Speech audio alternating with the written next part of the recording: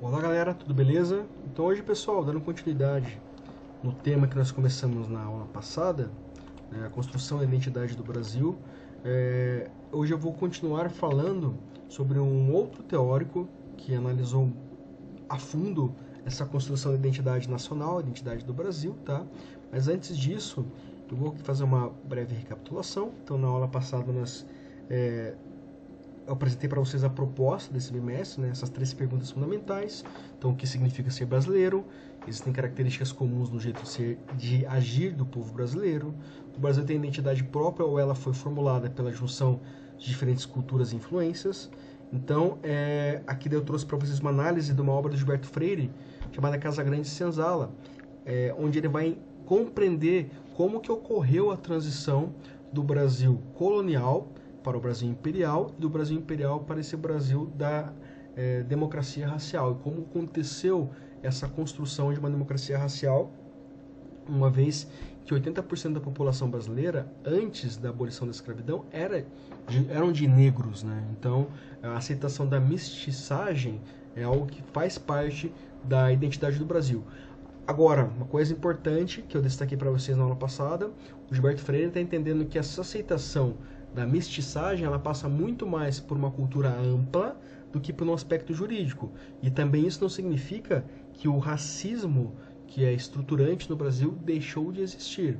Apenas que ele foi aceitado por várias camadas da sociedade brasileira, porque várias camadas da sociedade brasileira são compostas de pessoas que são mestiças, né? Então, do ponto de vista da sociedade, a mestiçagem, a conjunção de várias culturas e de várias etnias é um fato dentro da sociedade brasileira.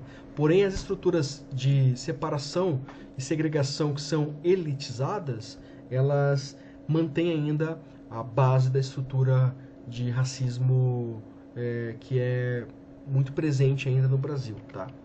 Então aqui só vamos passar aqui, então já passei a falar dessa parte. Trouxe para vocês também esse trabalho, né, da aula passada, que trazia essa compreensão da Lina Schwartz, que ela fala que o Brasil ele construiu um Estado, mas ele não construiu uma nação. E o que isso significa? Significa descrever basicamente que o Brasil conseguiu definir instituições fortes, como as instituições de Estado, o Exército, a família, porém não conseguiu criar uma identidade nacional, ou seja, uma sensação de pertencimento nacional que compreendesse toda a homogeneidade de indivíduos dentro de uma nação. Então, mesmo com a Guerra do Paraguai, o Brasil não conseguiu criar essa unidade nacional, a qual os indivíduos teriam uma relação de pertencimento e, portanto, uma relação de vínculo emocional com esses valores, tá? O Brasil não teve essa questão. Inclusive, por não ter essa unidade nacional, muitos outros aspectos negativos surgiram nos anos posteriores à construção do Brasil enquanto um Estado, né? Começando pelo Império, depois como uma oligarquia e depois, de fato, como uma república. E essa república ela passou por vários momentos conturbados. Nós tivemos uma primeira república, depois nós tivemos uma segunda república, depois uma ditadura e agora nossa atual república, que ela tem um aspecto mais de cidadania, tá? de participação, ok?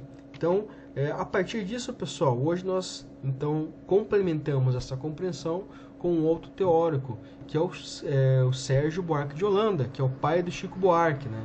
E o Sérgio Buarque de Holanda vai fazer um vínculo entre o passado, o presente e a projeção do futuro do brasileiro, entendendo alguns aspectos comportamentais básicos aqui. E para isso, o Sérgio Buarque de Holanda ele vai compreender que o Brasil ele tem essa construção de valores vinculados à sua história desde a origem, tá? Então ali na página 12 da apostila de vocês, se vocês estiverem com a apostila, acompanhem lá. Além de Gilberto Freire, outro intelectual que contribuiu significativamente para a discussão sobre a identidade nacional foi o historiador e crítico literário Sérgio Buarque de Holanda, que viveu entre 1902 e 1982. Na obra Raízes do Brasil, publicada no ano de 1936, buscou identificar em nosso passado colonial os elementos característicos da cultura brasileira, que, em sua opinião, representavam verdadeiros obstáculos para a modernização da sociedade. Desse modo, regressou ao passado a fim de identificar como se estabeleceram as relações sociais do período colonial brasileiro e quais características ainda permanecem no presente. Tá? Então aqui, pessoal, o Sérgio Buarque de Holanda tem dois conceitos que nós vamos analisar, tem vários outros conceitos, mas para essas aulas nós vamos analisar, primeiro, a distinção que ele faz entre a ética do trabalho e a ética da aventura, tá? E como isso se configura no Brasil. E daí aqui eu trouxe um fragmento da obra dele para a gente começar a compreender do que se trata essa distinção entre a ética do trabalho e a ética da aventura, né? Então, como ele diz lá, existe uma ética do trabalho como existe uma ética da aventura. Assim, o indivíduo do tipo trabalhador só atribuirá valor moral positivo às ações que sente ânimo de praticar e, inversamente, terá por imorais e detestáveis as qualidades próprias do aventureiro, audácia, imprevidência, irresponsabilidade, instabilidade, vagabundagem, tudo, enfim, quanto se relacione com a concepção espaçosa do mundo, característica desse tipo. Por outro lado, as energias e os esforços que se dirigem a uma recompensa imediata são enaltecidos pelos aventureiros. As energias que visam a estabilidade, a paz, a segurança pessoal e os esforços sem perspectiva de rápido proveito material passam, ao contrário, por viciosos e desprezíveis para eles. Nada lhe parece mais estúpido e mesquinho do que o ideal do trabalhador. Por que essa citação aqui ela é importante?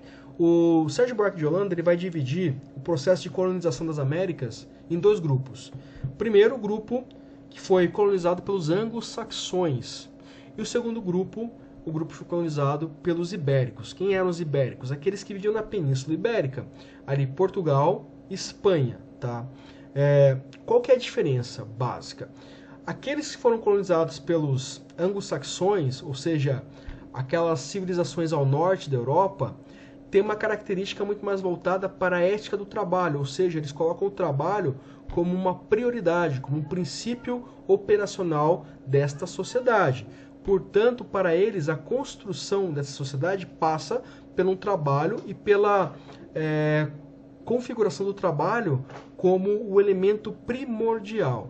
Isso vem muito, como o Max Weber já havia analisado, da compreensão protestante que se tem no processo de colonização da América do Norte, que passa, sobretudo, por essa presença de luteranos, de calvinistas, que eles trazem essa concepção de que o trabalho dignifica o homem. Tá?